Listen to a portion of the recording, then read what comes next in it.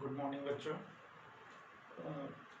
जैसा कि आप जानते ही हैं 18 अप्रैल से मैं आपको इंग्लिश ग्रामर पढ़ा रहा हूँ कक्षा 12 के बच्चों को। और मैंने आपको 18 को और 20 तारीख को 2 वीडियोस डाली हैं जो यूट्यूब पे अपलोड की गई हैं। उनमें से ऐसा लगता है कि कुछ पहली वीडियोस तो बच्चों ने वॉच की है, लेकिन दूसरी वीडियो बच्चे या तो देख नहीं पाए हैं या किसी कारणों से नहीं देख पाए हैं। तो आप लोगों से कोई एडवाइस है मेरी कि उस वीडियो को ज़रूर देखें, अदरवाइज़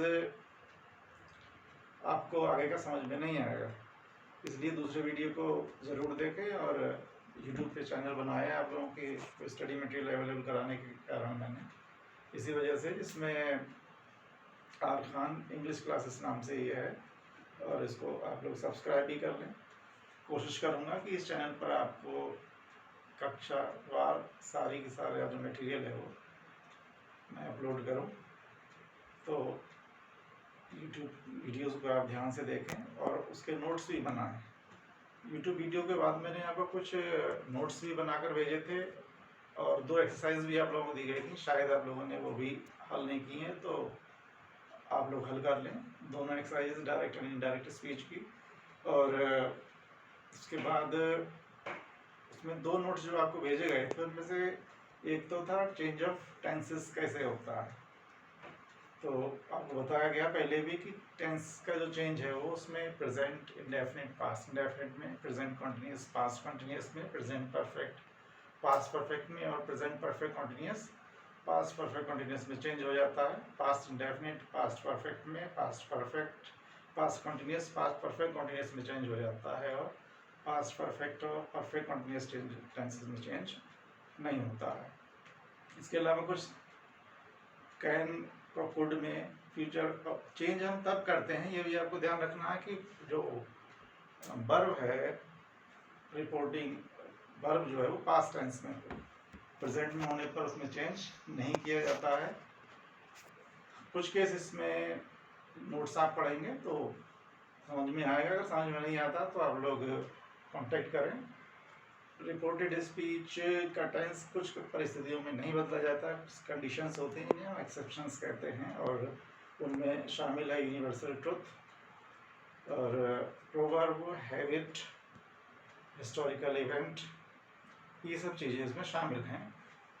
और एक नोट्स और आपको भेजा था कि जो वर्ड्स नियरनेस शो करते हैं उनको हम वर्ड्स को इन डिस्टेंस में चेंज कर देते हैं, जैसे दिस को दैट में, दिस को दोज में, एगो को बिफोर में, नॉट टुडे को दैट डे, टुनाइट को दैट नाइट, यस्टरडे को the day before, the previous day. इस तरह से चेंजेस होते रहते हैं। आपको जो एक्सरसाइज दी गई उन्हें सॉल्व करें और उसके बाद का हम अब आपको समझाते हैं। ग्रामर में असर्टिव में कुछ रूल्स और आपको सिखाने हैं, उसके बाद हम और टेंसेस को सॉल्व करेंगे जल्दी जल्दी। चलिए आज का हम देखते हैं सम मोर रूल्स फॉर असर्टिव सेंटेंसेस। तो इसमें हमने कुछ रूल्स आपको लिखे हैं। पहला रूल इसमें लिखा है कि जो रिपोर्टिंग वर्ब है और reported speech they are join with conjunction that, इसको हम दैट कंजंक्शन से ज्वाइन करते हैं। दूसरी बात इसमें खास आपको याद रखने की है कि वो नाउन और प्रोनाउन जो रिपोर्टेड स्पीच में वोकेटिव केस में यूज होते हैं। वोकेटिव केस का मतलब है कि हम किसी को संबोधित करते हैं, पुकारते हैं कि राम, मोहन, जब किसी को बुलाया जाए पुकारने में या संबोधन में प्रयोग होते हैं तो उन्हें रिपोर्टिंग वर्ब का ऑब्जेक्ट बना दिया जाता है, यानी रिपोर्टेड स्पीच से निकाल करके रिपोर्टिंग वर्ब का ऑब्जेक्ट के तौर पर यूज कर लेते हैं। जैसे एग्जाम्पल के तौर पर आप देख सकते हैं, रवि सेड रिपोर्टिंग वर्ब है, ये सब्जेक्ट हो गया, ये वर्ब है। Brother, I shell help you, ये जो ब्रदर है इसको वोकेटिव केस में कहा जाएगा। क्या कहा जाएगा? वोकेटिव केस में। ये वोकेटिव केस का नाउन है, जब हम इसको इनडायरेक्ट में चेंज करेंगे तो ये रिपोर्टेड स्पीच से बाहर आ जाएगा और ऑब्जेक्ट बन जाएगा वर्ब सेड का। तो इस तरह से बनेगा, Ravi told his brother, brother बाहर आ गया, दैट से जोड़ेंगे दोनों को, रिपोर्टिंग वर्ब रिपोर्टेड स्पीच को, और that he would help him बन जाएगा, दैट से जुड़ जाएगा। और ये जो आई है फर्स्ट पर्सन है तो रवि के साथ बदल के ही हो जाएगा, और शैल है तो जब ये ही में बदलेगा ये वुड हो जाएगा वर्ब, और हेल्प वैसे ही रहेगा। और यू जो है ब्रदर के हिसाब से ऑब्जेक्टिव केस हिम में चेंज हो जाएगा। तो उससे जो आपका जो नया सेंटेंस बनेगा इनडायरेक्ट में ये होगा कि Ravi told his brother that he would help him. यहाँ जो ही है वो रवि के लिए आता है और ये जो है हिम है ये उसके ब्रदर के लिए आ रहा है। मेरे ख्याल से क्लियर हो जाना चाहिए। अगली बात ये आती है जब स्पीकर किसी एक व्यक्ति को नहीं बुलाता, एड्रेस करता है पूरे पूरे किसी समूह को, किसी ग्रुप को, तो इनडायरेक्ट को जब हम शुरू करते हैं तो उसमें एड्रेसिंग से शुरुआत करते हैं।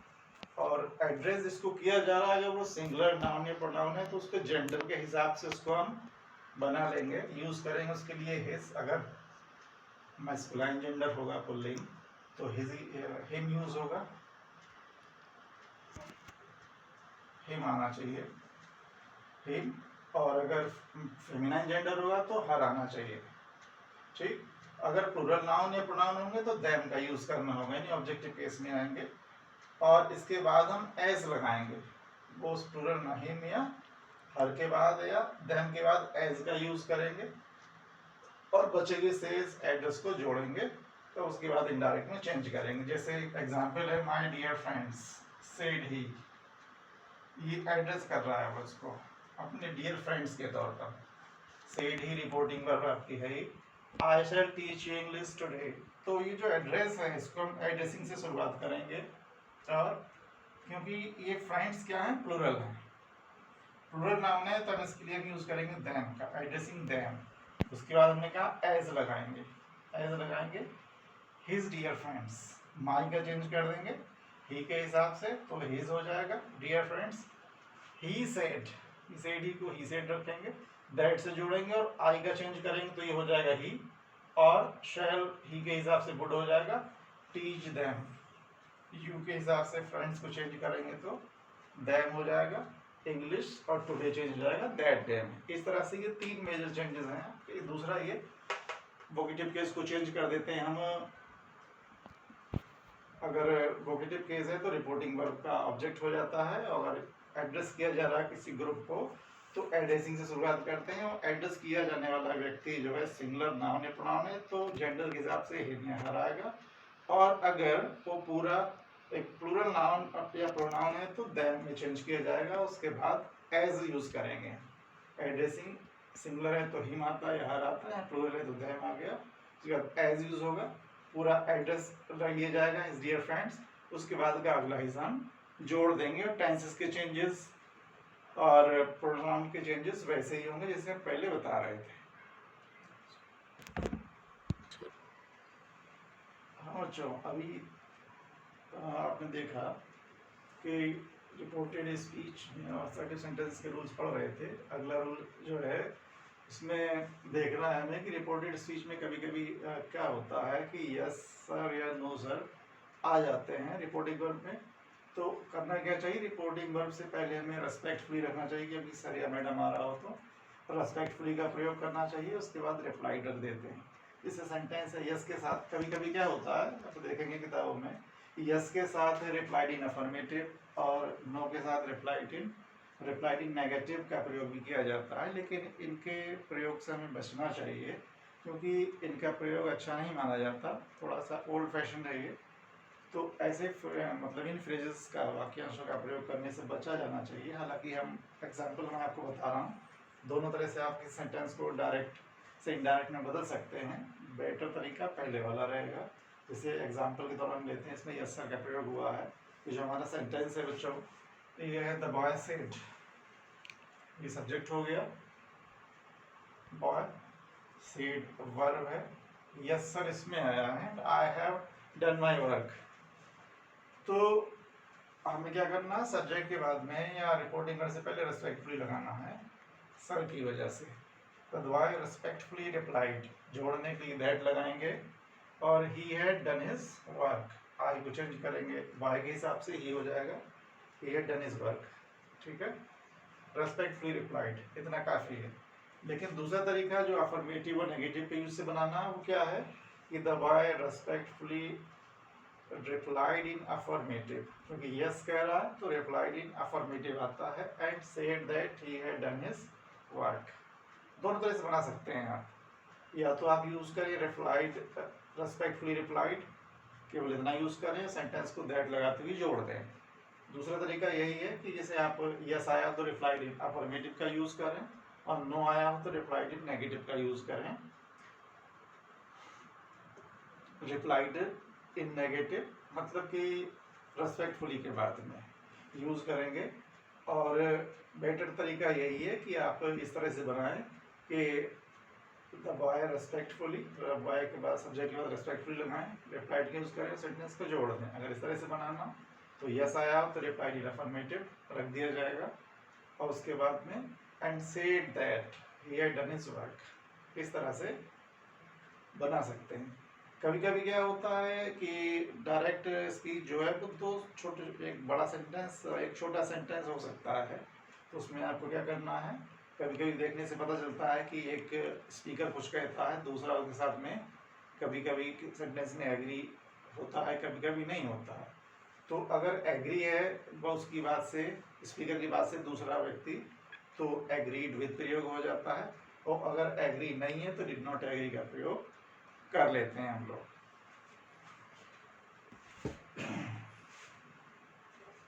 एक एग्जांपल से समझाता हूं मैं आपको।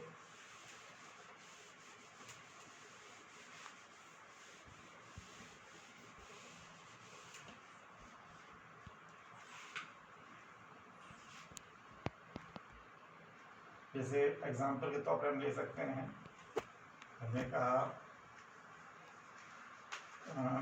करण said the weather is fine.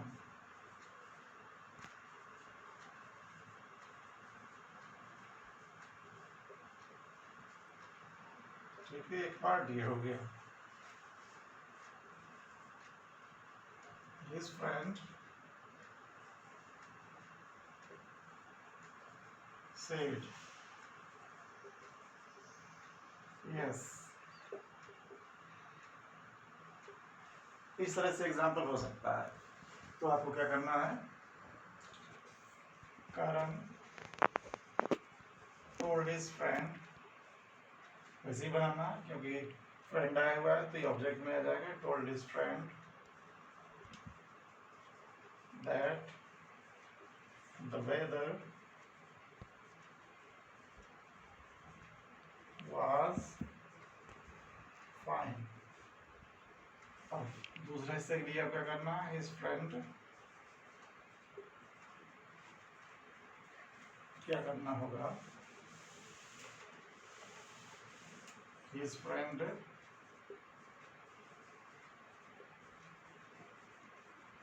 agreed with him। ठीक, इस तरह से आपको असर्टिव सेंटेंस जो है बनाने हैं। आपको एक्सरसाइज उसी पहले दी गई थी, एक्सरसाइज आपकी चेक की जाएगी। असर्टिव में आपको इतना ही करना है, और अगला टॉपिक आप थोड़ा सा बता देते हैं आपको, इंटरोगेटिव सेंटेंसेस।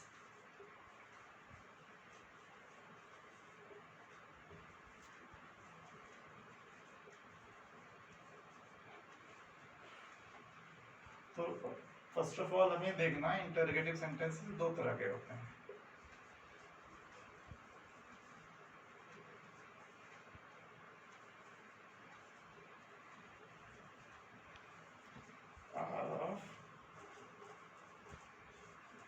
Two kinds. पहले हम कह सकते हैं ग्रुप ए,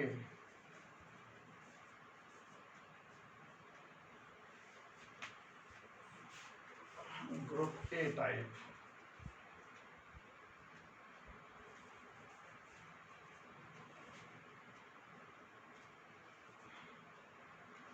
तो these sentences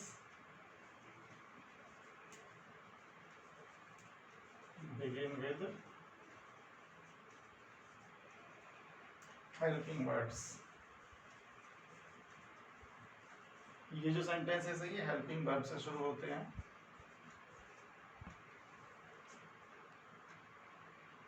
कॉमा कौन सी हेल्पिंग वर्ब्स हो सकती हैं, सारी हेल्पिंग वर्ब आ जाएंगी इसमें, चाहे प्राइमरी ऑक्सिलरीज हों या सेकेंडरी ऑक्सिलरीज हों। जैसे is, am, are, was, were, has, have, had, shall, will, should, would, can, could, ऐसी सारी जो हेल्पिंग वर्ब्स हैं इनसे शुरू होते हैं।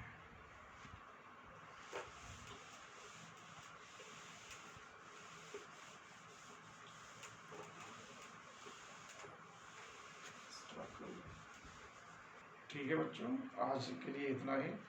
बाकी आपकी कुछ क्वेरीज हों तो मैं व्हाट्सएप पे आप मुझसे सवाल करेंगे, आपकी पूरी हेल्प की जाएगी। आज के लिए इतना ही काफ़ी है, फिर कल पढ़ाएंगे आपको। ठीक है।